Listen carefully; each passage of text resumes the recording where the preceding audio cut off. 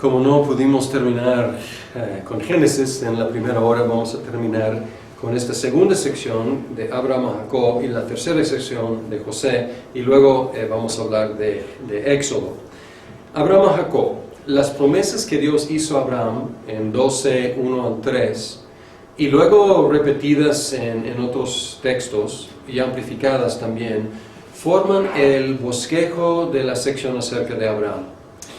Y no bosquejo necesariamente en orden, pero Dios le prometió hacerlo una gran nación, bendecirlo y hacerlo una bendición para todos los pueblos. Y luego agrega después de la tierra que él iba a entregar también.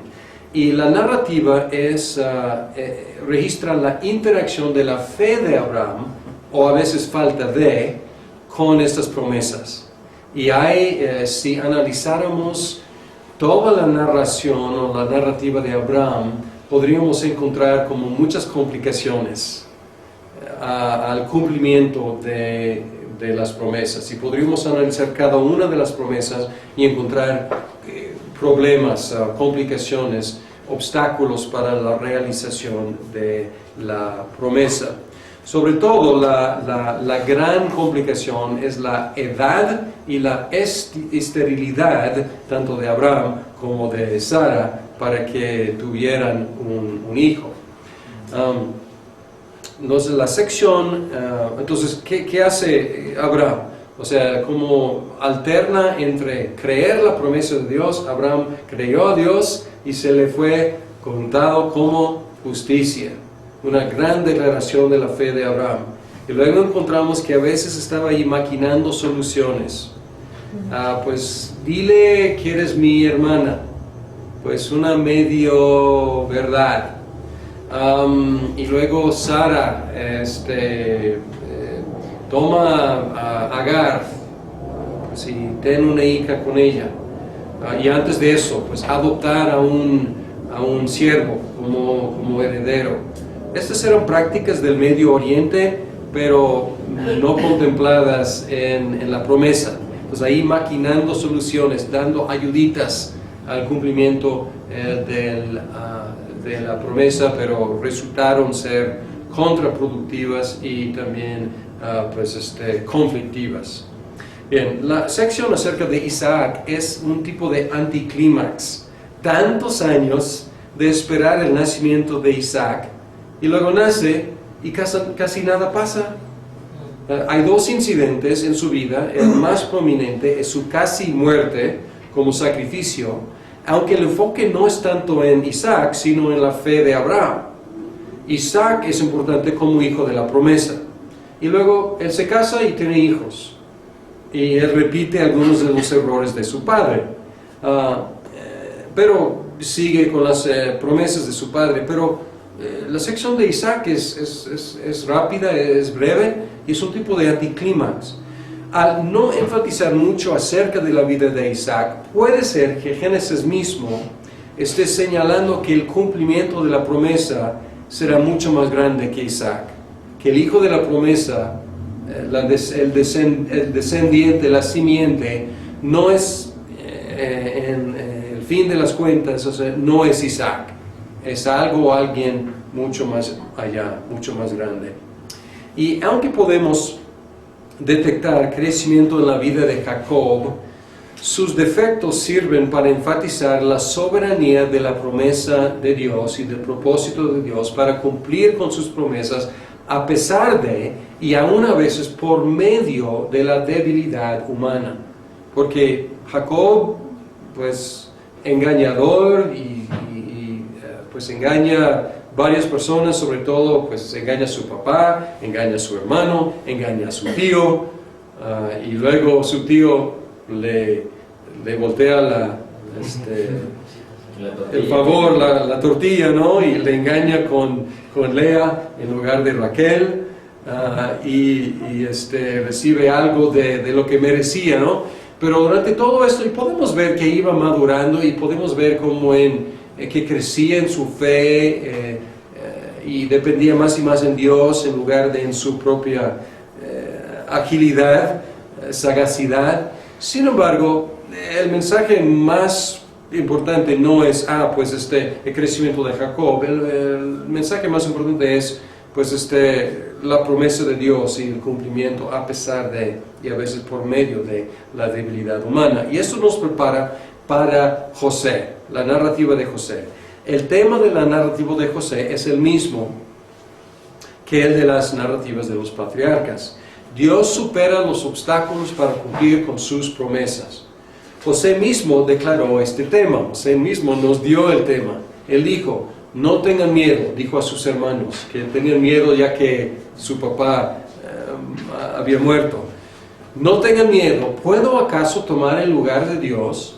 Es verdad que ustedes pensaron hacerme mal, pero Dios transformó ese mal en bien para lograr lo que hoy estamos viendo, salvar la vida de mucha gente. Pues ahí podemos resumir la narrativa de José y en un sentido resumir mucho del mensaje de Génesis, por lo menos desde el primer pecado. Génesis concluye en una nota sombría. Empieza con vida, concluye con muerte. Concluye con un ataúd en Egipto.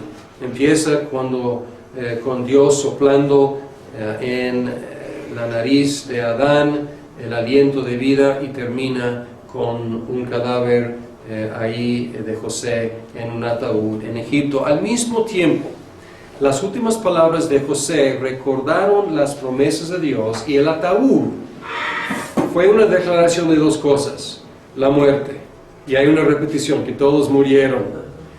Sin embargo, también es una declaración de fe que Dios iba a cumplir con sus promesas, porque así, antes de morir, José dice, Dios nos ha prometido que Él nos va a llevar, entonces conserven mis huesos y ya que pues vayan a la tierra prometida, lleven mis huesos. Entonces muere en esa actitud de fe en las promesas dadas anteriormente a Abraham.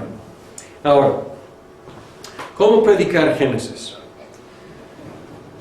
Es común entre los evangélicos predicar Génesis en una forma biográfica y por lo tanto moralista.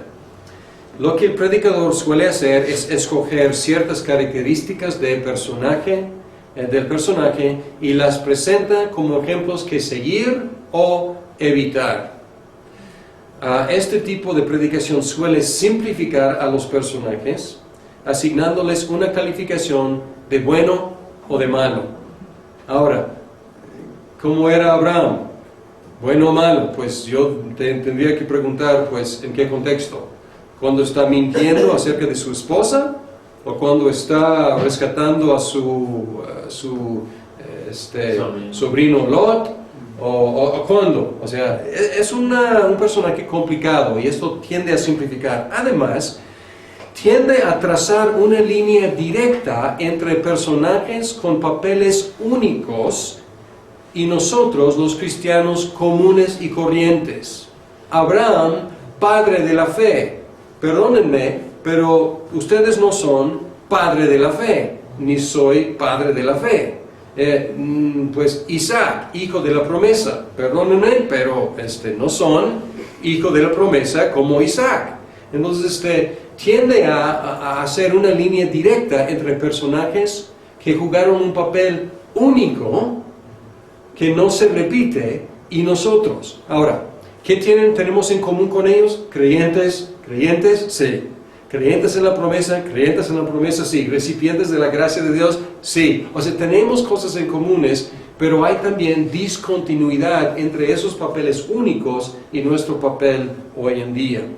Además, esta forma de predicar suele psicologizarlos, atribuyéndoles pensamientos y motivaciones que están invisibles en el texto. No es necesario, pero lo he escuchado.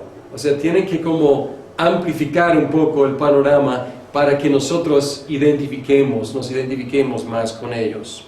Ahora, quiero preguntarles, ustedes leyeron Goldsworthy, la primera sección de Goldsworthy, ¿qué dijo Goldsworthy acerca de la predicación de los estudios de carácter? ¿Qué encontraron allí? Pues dice que generalmente lo compara con básicamente lo que se hace es llevar a una persona del Antiguo Testamento al Nuevo Testamento, pero a veces se insertan cosas que realmente no están ahí, o sea, se insertan virtudes cristianas en un contexto antiguo testamentario que realmente no están ahí, pues cosas que se insertan a fuerzas en el texto, pero que realmente no es lo que el texto está queriendo enseñar ahí. Muy bien. Ok, entonces el peligro es trazar la línea en dos direcciones, ¿no? Es transportar a Abraham a nuestro tiempo, o es tomar virtudes que ya, o sea, cristianas, cuestiones que son actuales ahora, e imputar esas cuestiones a Abraham. Entonces puede ir en una de las dos direcciones. Algo que encontré fue que como que nos regresa un poco a Alejandría con lo de la alegorización. O sea, cuando se toma ese método, se tiende a alegorizar y entonces no se ve a Cristo anunciado en cada evento del Antiguo Testamento, sino como tiende a ser algo que toma los ejemplos de cada personaje y los convierte en un ejemplo de moralidad, ¿no? O sea, de lo que él hizo. Muy bien, entonces a veces van de la mano alegorización y moralismo, suele pasar, aunque a veces la alegorización es muy cristocéntrica, ilegítima, pero cristocéntrica, o sea, se enfoca en Cristo, pero ilegítimamente. Pero a veces a veces van de la mano, a veces no van de la mano. A veces alegorización es una cosa y supuestamente predicar biográficamente parece que está tomando muy seriamente el texto, pero lo que está tratando el texto como atemporal y en ese sentido no está tratando el texto seriamente, está extrayendo el texto de su contexto temporal y haciendo aplicaciones directo del texto. Entonces, la conclusión aquí, y el libro Evangelio y Reino es muy bueno para señalar estos errores hermenéuticos y también proponer una hermenéutica redentor histórica. Pero en general quiero señalar aquí que puede haber un ejemplo bueno o malo en la narrativa, esto sí, puede haber, pero hay que ubicarla en el flujo de la historia de la redención, no meramente como una expresión de una verdad moral atemporal, porque ¿cuál es el mensaje? Ya hemos visto, el mensaje es que Dios cumple sus propósitos a pesar de y a veces por medio de. Entonces el enfoque, el actor principal en Génesis no es ni José, ni Abraham, ni Isaac, ni Jacob, ni Adán. El actor principal es Dios, que está llevando a cabo sus propósitos. Entonces no hay que perder de vista al actor principal. Bien, ahora vamos a estar hablando de estas cuestiones interpretativas durante todo este curso y todos los cursos en un sentido. A ver. Éxodo. Género. Ya hemos contestado en un sentido el género, porque el género del Pentateuco es historia. Y Éxodo empieza con una vav consecutiva. Entonces empieza con la palabra y, que indica que una conexión con Génesis. Y entonces hay una continuidad. Entonces empieza diciendo y. Al mismo tiempo hay un lapso de tiempo entre Génesis y Éxodo porque ya el pueblo ha crecido mucho. Entonces hay un brinco temporal ahí, pero hay fluidez también entre Génesis y Éxodo. Entonces el género es historia, pero dentro del contexto de esta historia se introducen otros dos géneros, ley y poesía. Y alguien en el descanso me preguntó acerca de un comentario que hice en la primera sección. No me acuerdo exactamente cómo era mi comentario, pero poesía no es narrativa, o sea, tiene otras reglas. Cuento, mito, leyenda e historia comparten aspectos narrativos, pero poesía normalmente, aunque puede narrar algo que pasó, pero normalmente juega con otras reglas. Y ley también, o sea, se basa se ubica dentro de la historia, pero también es otro género. Fecha. La fecha no tanto del libro y su composición, aunque esto es controversial, sobre todo con la hipótesis documentaria, más bien la fecha del evento. Iba a estornudar por primera vez en mi vida dando una conferencia y se espantó. Entonces todavía no.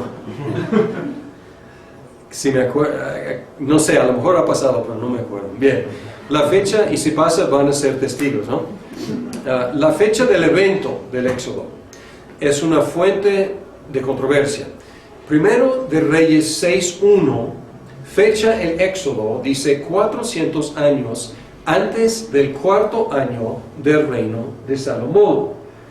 Y los eruditos han fechado con exactitud el cuarto año de Salomón en 967 a.C. Entonces tenemos algo muy exacto aquí, y de ser así, el Éxodo aconteció en 1447 o alrededor, a lo mejor redondearon quizás el número 480, a lo mejor fue 481 o 479, algo así, pero es una fecha bastante exacta. Jueces 11:26 también nos da una idea, menciona antes del periodo de los jueces, pero no es tan exacto, pero apoya esta fecha. Muchos han cuestionado esta fecha basándose en descubrimientos arqueológicos. Éxodo 11:1 menciona 2 ciudades en Egipto que algunos arqueólogos dicen que no existieron hasta el siglo XIII. Entonces, si el Éxodo aconteció en el siglo XV, entonces, y menciona ahí 2 ciudades que construyeron ahí y no existieron hasta 2 siglos después, hay un problema. También hay mucha evidencia en la tierra prometida, evidencia arqueológica, de una invasión y conquista en el siglo XIII. Y algunos arqueólogos identifican esa evidencia con la conquista bajo Josué. Por lo tanto, muchos concluyen que el Éxodo y la conquista acontecieron en el siglo XIII, no en el siglo XV. Ahora, otra vez les recuerdo algo que dije hace 8 días. Tenemos que interpretar 2 cosas: interpretar la Biblia e interpretar la arqueología. Y los descubrimientos arqueológicos no son neutrales, sino que necesitan ser interpretados. Según Dillard y Longman, ellos analizan las conclusiones y la metodología de los que concluyen que categóricamente esta evidencia arqueológica apunta hacia una fecha en el siglo XIII. Dice que o son cuestionables o están metodológicamente equivocados.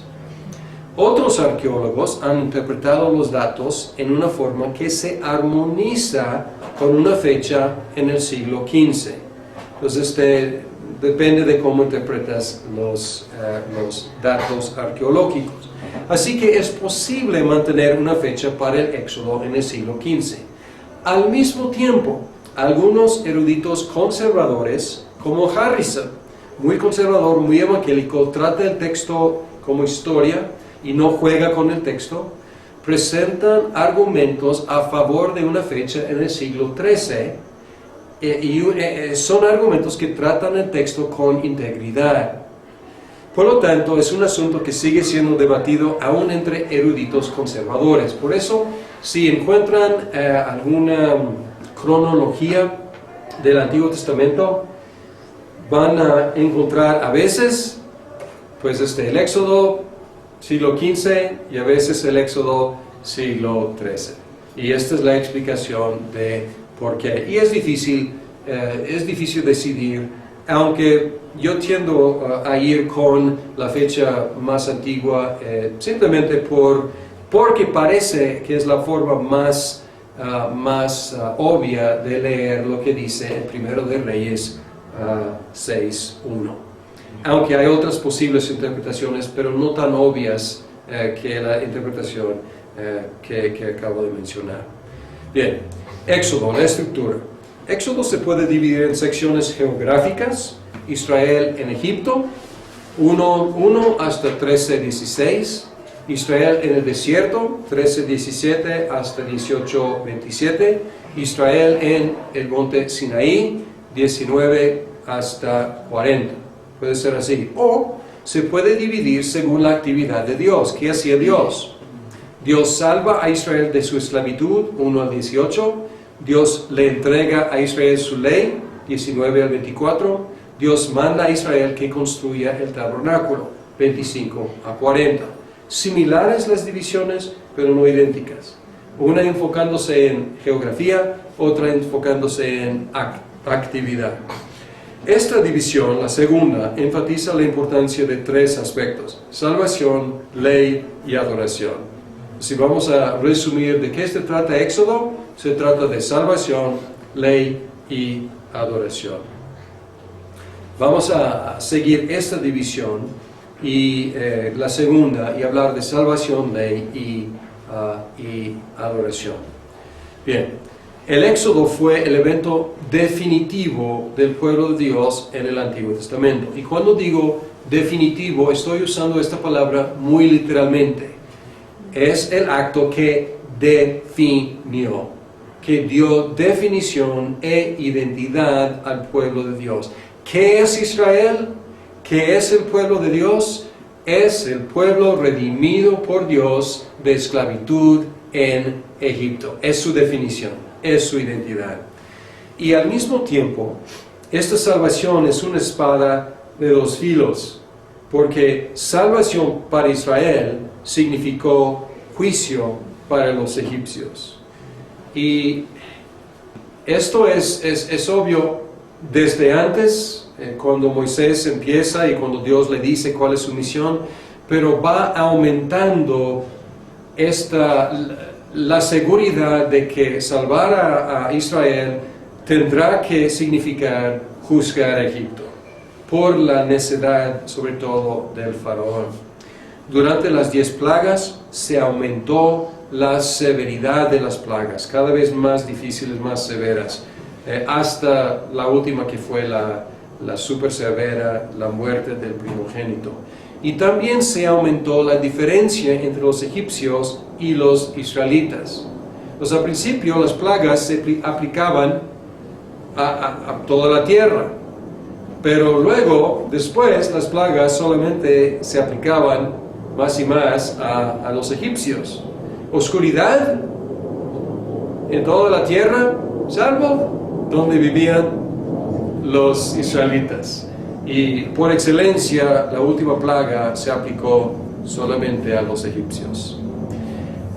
En la última parte de esta sección, Israel entró en el desierto, donde se quedó durante el resto del Pentateuco. Pues la mayor parte del Pentateuco, hablando de los libros, abarca tiempo en el desierto. Un tema que se repitió a través del tiempo en el desierto fue la murmuración de los israelitas a pesar de haber sido sostenidos por el Señor vez tras vez tras vez. Y el Éxodo formó el paradigma de salvación para el resto del Antiguo Testamento y también para el Nuevo Testamento. Unos ejemplos. En algunos de los profetas, la restauración después del exilio a Babilonia se presenta como un nuevo éxodo y se invoca imagen de pasar por el desierto de nuevo, porque hay un desierto tanto entre Judea y Egipto como entre Judea y Babilonia.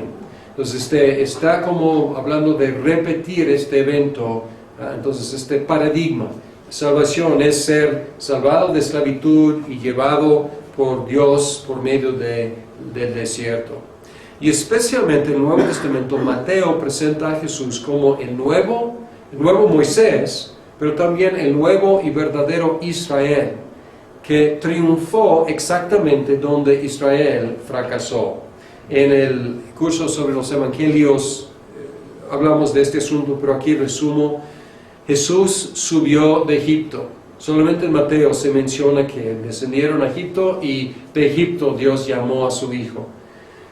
Fue bautizado en el río, y aquí Pablo hace una referencia, una conexión entre el pasar por el río, más bien el mar rojo, es un tipo de bautismo. Él hace la conexión, y aquí antes de entrar en el desierto también Jesús pasa por el río en su bautismo. Fue tentado 40 días, que corresponden a los 40 años de ser probados los israelitas en el desierto, y Jesús resistió las tentaciones citando cada vez Deuteronomio, de un discurso de Moisés. Pues aquí muy explícita la conexión. Subió a un monte para promulgar la ley, el sermón del monte, y dar la verdadera interpretación de los 10 mandamientos. Nuevo Moisés, constituyendo un nuevo Israel, el verdadero Israel. Hebreos coloca a los cristianos entre la esclavitud y el descanso. Entonces aquí, en otro sentido, está invocando la imagen de la salvación del Éxodo para ubicarnos a nosotros. Hemos salido de la esclavitud, pero no hemos entrado todavía en el descanso final. Entonces estamos metafóricamente en el desierto, en esta vida de peregrinación y de prueba, pero Dios nos está llevando, y hay mucha advertencia de no caer como los israelitas cayeron en el desierto. Ahora, Éxodo 19 al 24, ley. Israel pasó 2 años en el monte Sinaí, un periodo que abarca el resto del libro de Éxodo, todo Levítico y la primera parte de Números. Entonces 2 años ahí, pues que pues son contemplados en parte de 3 libros del Pentateuco. Dios entregó a Moisés para el pueblo los 10 mandamientos y otras leyes en algo que se llama el libro del pacto. No es muy específico qué es el libro del pacto, pero tenemos ahí algo escrito que era el libro del pacto, y probablemente formó lo que era el núcleo de lo que es Éxodo, el núcleo, podríamos decir quizás del Pentateuco, una de las fuentes que contemporáneas con Moisés. Se ratificó el pacto rociando sangre sobre el altar y sobre el pueblo. Y aquí pues vamos a estar estudiando los pactos, pero vamos a ver que en la mayoría de los casos los pactos son sangrientos, o sea, hay aspectos de derramar sangre para sellar, ratificar el pacto, y aquí es muy obvio. Sobre el altar, representando a Dios, y sobre el pueblo. Entonces la sangre se derrama sobre las dos partes. Meredith Kline ha identificado la forma de los 10 mandamientos como típico de los pactos hititas del soberano con sus vasallos.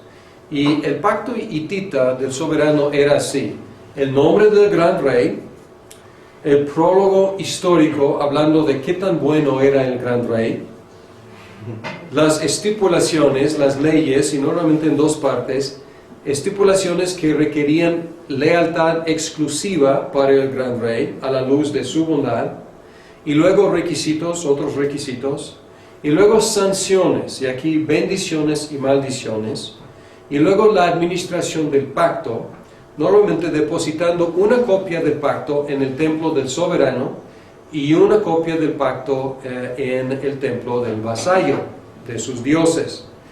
Excepto por la sección D, o sea, una sección aparte de sanciones, los 10 mandamientos siguen este bosquejo. ¿Cómo empieza? Yo soy el Señor tu Dios que te sacó de la tierra de Egipto. Ok, ahí está. El nombre del gran rey. Yo soy el Señor su Dios, o tu Dios. Y luego el prólogo histórico, la bondad del gran rey, que te saqué de la tierra de Egipto, de la casa de servidumbre. Y luego tenemos estipulaciones. Y las primeras 4 tienen que ver con ¿qué? Con lealtad exclusiva con el gran rey. Sobre todo el primer mandamiento es que no tendrás dioses ajenos delante de mí. No tendrán dioses ajenos delante de mí. O sea, es lealtad exclusiva. Y luego mandamientos segundo, tercero y cuarto también tienen que ver con amar a Dios. Y luego 6 mandamientos del sexto al décimo, del quinto al décimo, tienen que ver con las relaciones con el prójimo. No hay sección aparte de sanciones y bendiciones, están intermezcladas ahí con algunos de los mandamientos. Para que te vaya bien en la tierra, también no tendrá, no tendrá por inocente al que use su nombre en vano. Entonces hay sanciones, bendiciones y maldiciones intercaladas con las estipulaciones. Y luego tenemos en Éxodo tenemos 2 tablas de la ley, y muchas veces se concibe tradicionalmente de una de 2 formas, simplemente que no cupieron en una tabla, entonces pues tuvieron que usar 2 tablas, o a veces primeros 4 en una tabla y los otros 6 en otra tabla, responsabilidades para con Dios, responsabilidades para con el prójimo. Klein tiene algo interesante en un artículo que él escribió sobre las 2 tablas de la ley. Él dice que las 2 tablas de la ley eran 2 copias idénticas de los 10 mandamientos, porque era la costumbre de los pactos hititas, y estaban pues tomando prestado un formato como compramos cuando queremos rentar o comprar. O sea, muchas veces vamos a la papelería y compramos un formato y llenamos con detalles de compra-venta o de lo que sea. Entonces Klein dice que estaba copiando un formato conocido, y él dice que eran copias idénticas, y una copia se depositó en el templo del soberano y otra copia en el templo del vasallo. Pero como es el mismo templo del vasallo y del soberano, las dos tablas se depositaron juntas en el templo de Dios.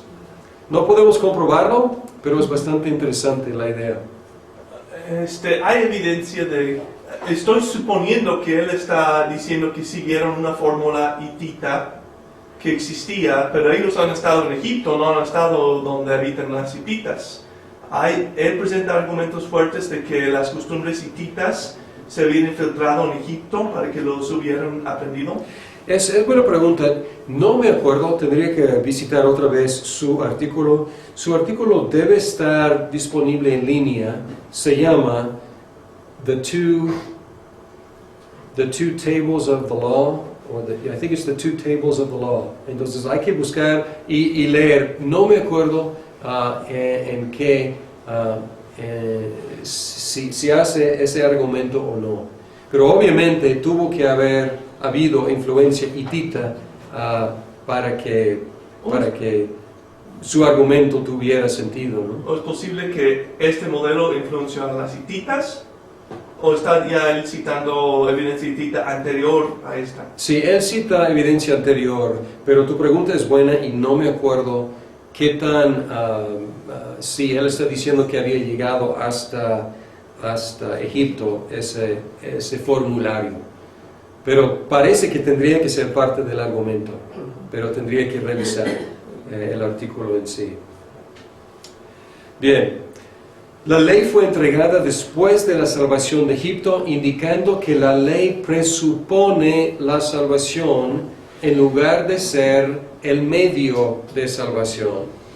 Yo soy el Señor tu Dios, que te saqué de la tierra de Egipto, de la casa de servidumbre. Y luego viene la ley.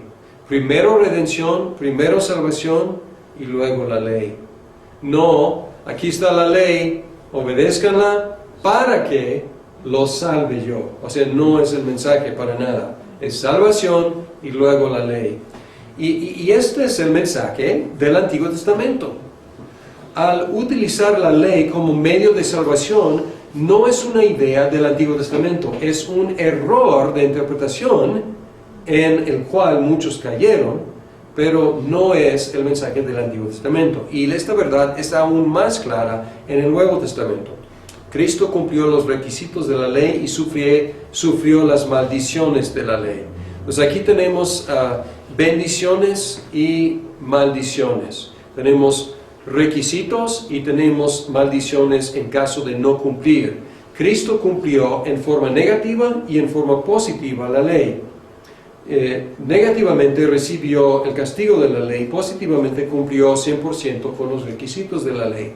Y habiendo cumplido Jesús con la ley de Éxodo, somos nosotros justificados por fe, como enseña Génesis. Entonces aquí podemos ver en esta doctrina, y podemos ver en Romanos 3 y 4 este argumento, Gálatas también, y en otras partes, podemos ver que dos mensajes fuertes de Génesis y de Éxodo tienen su realización en la obra de Cristo y en la doctrina de la justificación gratuita por medio de la fe. La ley moral todavía sirve como norma para el cristiano, norma de vida, pero igual que en el Antiguo Testamento, no diferente, igual que en el Antiguo Testamento, a la luz de la salvación, no como el medio de ella. Pues primero salvación y luego la ley como norma de vida. Ahora, última parte, el tabernáculo, la adoración. Como Israel ya era una nación grande, los altares temporales y familiares ya no eran suficientes. Tiempo patriarcal, pues altares ocasionales, familiares, el jefe de familia como pues el sacerdote representando a su familia. Ya no, era una gran nación. Por lo tanto, Dios mandó construirse un lugar céntrico para que la nación pudiera adorarlo por medio de representativos o representantes. La ubicación del tabernáculo en medio del campamento, donde la tienda de los reyes se colocaba en el Medio Oriente, enfatizó que Dios estaba en medio de su pueblo como su gran rey. También la arquitectura del tabernáculo y el plan del campamento enfatizaron la santidad de Dios. Había en un sentido círculos concéntricos, aunque no necesariamente círculos porque el tabernáculo era rectángulo, pero podemos concebir de zonas concéntricas de más y más santidad hacia el centro. Y hay varias pistas. El lugar santísimo es la intersección del cielo con la tierra. Y si vemos los colores que se utilizan allá, son colores del cielo. Si vemos las imágenes, las figuras, son figuras celestiales. Querubines, serafines y azul. Entonces ahí está donde Dios representativamente mora en la tierra. Y es ahí donde hay que ir para encontrar la presencia de Dios. Ahora, fuera de eso es el lugar santo y luego patio alrededor del tabernáculo, y ahí se colocan los levitas. Y los levitas son como una cerca alrededor del tabernáculo, y luego alrededor de los levitas las otras tribus. Los materiales por fuera son pues cuero de animales, y luego hacia adentro bronce, y luego más adentro tenemos oro. Y podemos ver que entre más céntrico, más precioso. Y entonces aquí podemos ver pues el mensaje. Dios está en medio de su pueblo, pero ya no es como en Edén. Edén, Adán caminando con Dios durante el día. ¿Qué ha pasado? Pues el pecado ha entrado y no hay acceso libre a Dios. Hay barreras, y el acceso entre más céntrico, más limitado. Pues las tribus pueden estar en el campamento. Los gentiles están por fuera. Las tribus pueden estar en el campamento. Los levitas pueden estar alrededor del tabernáculo. Algunos pueden ministrar, los sacerdotes pueden ministrar dentro del lugar santo, y el sumo sacerdote, puede entrar en el lugar santísimo. Entonces, acceso limitado por protección, más que nada, de los pecadores. Y ¿qué pasó con el tabernáculo? Ya que el pueblo se arraigó en la tierra prometida, el tabernáculo portátil desapareció a favor de un templo fijo para un pueblo arraigado, ya no nómada. Sin embargo, todas las moradas de Dios en el Antiguo Testamento eran temporales, porque Dios hizo su tabernáculo entre nosotros definitivamente como uno de nosotros. Y dice que en Juan 1:14, dice que el Verbo se hizo carne y habitó, hizo su tabernáculo entre nosotros y vimos su gloria. También Dios constituyó a la iglesia en su morada especial por medio de su Espíritu. Y algún día Dios va a, esa intersección que vimos entre cielo y tierra, Dios va a fusionar cielo y tierra en la nueva Jerusalén, donde dice que no hay templo. ¿Por qué? Porque Dios mismo es el templo. Igual como en el caso de Edén, que Dios ahí es el templo, y todo Edén era el templo, y así será, cielos nuevos, tierra nueva, todo será la habitación del Señor, y todas las naciones andarán en su luz. Para un diagrama pueden consultar Goldsworthy, página 120. Él resume el concepto del lugar de Dios a través de todo el Antiguo Testamento, que tiene su consumación en el Nuevo Testamento, en Cristo, en la iglesia, y eventualmente en la tierra nueva y los cielos nuevos.